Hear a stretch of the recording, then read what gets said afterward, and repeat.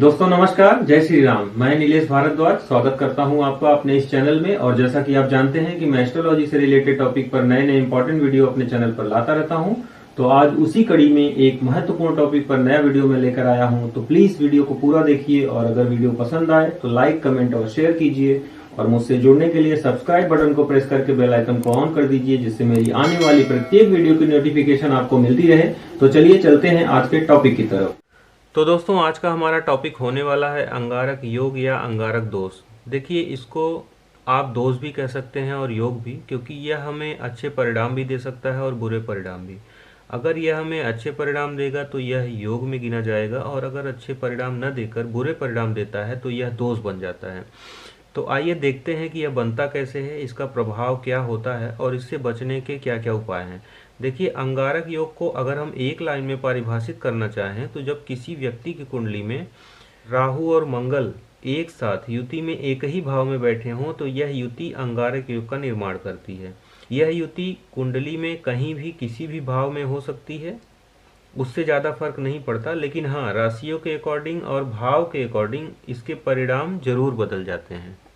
सबसे पहले तो आप यह जानिए कि मंगल ग्रह एक अग्नि तत्व का ग्रह है, तो वहीं राहु वायु तत्व का ग्रह है। जब अग्नि में वायु का प्रवाह होता है तो अग्नि और भयंकर रूप ले लेती है। यहाँ भयंकर से मतलब उस ग्रह के कारक तत्वों में राहु वृद्धि कर देते हैं। मतलब मंगल गुस्से का कारक है, ब्लड का कारक है, तो वहीं राहु किसी भी चीज में सुपर एक्सपांसन को दिखाता है, मतलब उसमें उस चीज की वृद्धि कर देता है।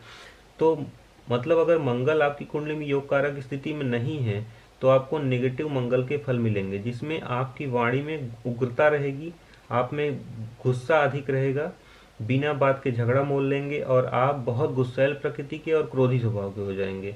आप में सेपरेटिव टेंडेंसीज डेवलप हो जाएंगी, जो कि एक वैवाहिक जीवन के लिए किसी भी दशा में अच्छा नहीं है। वहीं अगर आपको मंगल अच्छा परिणाम दे रहे हैं यानी योग कारक स्थिति में है तो आप दृढ़ संकल्पी होंगे, आप में आत्मविश्वास होगा, कुछ करने की इच्छा शक्ति होगी और आप में नेतृत्व करने की यानी लीडरशिप क्वालिटीज रहेंगी। और राहु इसमें और वृद्धि करने में आपकी मदद करेगा। आप एक अच्छे खिलाड़ी हो सकते हैं, डिफेंस फोर्सेस में आप काम कर सकते हैं, पुलिस प्रशासन में आप काम कर सकते हैं, आर्मी में किसी बड़े पद पर कार्य कर सकते हैं। तो इसको हम कैसे देखें कि हमारा राहु और मंगल योग कारक है या मारक है। देखिए, जब मंगल केंद्र या त्रिकोण का मालिक हो, मतलब उसकी 1 नंबर और 8 नंबर की राशि केंद्र या त्रिकोण में बैठी हो, इन सब भावों में बैठी हो, और मंगल खुद इन सब भावों में बैठा हो, मंगल कहीं पे किसी भी कुंडली में 4 नंबर की राशि में न बैठा हो, त्रिक भाव में न बैठा हो, अगर मंगल की ऐसी स्थिति है और मंगल में अंश बल है, दिशा बल है, या वो उच्च का भी है यानी वो 10 नंबर में बैठा है, तो आपको बहुत ही बढ़िया परिणाम प्राप्त होंगे। वहीं राहु अगर अपने मित्र की राशि जैसे शनि की राशि 10 और 11 नंबर, शुक्र की राशि 2 और 7 नंबर और बुध की राशि 3 और 6 नंबर में बैठे हैं तो वो आपको बहुत ही बढ़िया परिणाम देने के लिए बाध्य होंगे।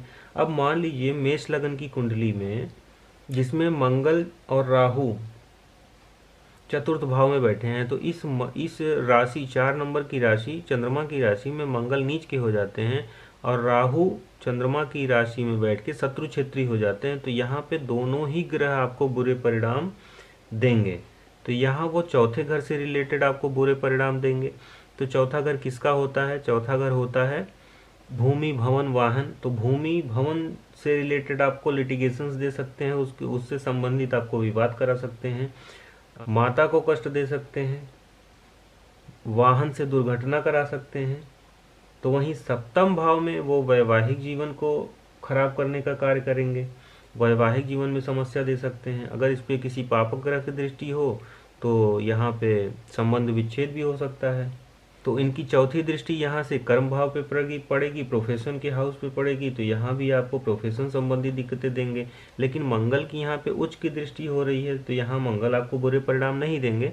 लेकिन अगर मान लीजिए ये मेष लगन की कुंडली ना होकर ये दूसरे लगन की कुंडली होगी तो यहाँ पे मंगल आपको चौथे घर से रिलेटेड, सप्तम भाव से रिलेटेड और अष्टम भाव, मतलब उनकी जहाँ जहाँ दृष्टियाँ जा रही हैं या वो जहाँ जहाँ बैठे हैं उन सब भाव से रिलेटेड वो आपको बुरे परिणाम देने के लिए बाध्य होंगे। तो वहीं अष्टम भाव में यह युति अगर बन रही है राहु और मंगल की, तो यहाँ अष्टम भाव में यह युति दुर्घटना करा सकती है, अचानक धन का नुकसान करा सकती है, सर्जरी करा सकती है, आपको तरह तरह के कष्ट और पीड़ाओं को दे सकती है। यहाँ पे वो स्नेक बाइट भी करा सकती है, कोई कुत्ता भी काट सकता है, ब्लड में इन्फेक्शन, बीपी और हाइपरटेंशन जैसी समस्याएं दे सकता है, सर्जरी भी करा सकता है। अगर यह युति किसी स्त्री की कुंडली में बने तो यह अबॉर्शन भी करा सकती है। वहीं अगर इस अष्टम भाव की, इस राहु और मंगल की युति पर अगर किसी पापक ग्रह जैसे शनि की दृष्टि पड़ जाए तो जातक आत्महत्या जैसे कदम भी उठा सकता है। ओवरऑल कहने का मतलब है कि ये युति अगर 6-8-12 में बन रही है, मतलब त्रिक भाव में बन रही है, तो ये आपको बुरे परिणाम देगी। और अगर ये अग्नि तत्व की राशि जैसे 1 नंबर, 5 नंबर और 9 नंबर में, और वायु तत्व की राशि जैसे 3 नंबर, 7 नंबर और 11 नंबर में बन रही है, तो भी आपको बुरे परिणाम देखने को मिलेंगे। तो अगर राहु और मंगल आपकी कुंडली में अच्छे हैं, यानी योग कारक हैं, तो बहुत ही बढ़िया है, वेल एंड गुड। फिर तो उनकी दशा अंतर्दशा में आपको अच्छे परिणामों की प्राप्ति होगी। लेकिन अगर अच्छे नहीं हैं तो आप मंगल संबंधी उपाय कर सकते हैं, योगा कर सकते हैं, प्राणायाम कर सकते हैं, मेडिटेशन कर सकते हैं, और नियमित रूप से 108 बार ओम अंगारकाय नमः का जाप कर सकते हैं। मंगलवार को हनुमान मंदिर में बजरंग बली का दर्शन कीजिए, उनके सामने हनुमान चालीसा का पाठ करिए और सूर्य को लाल पुष्प सहित जल अर्पित कीजिए।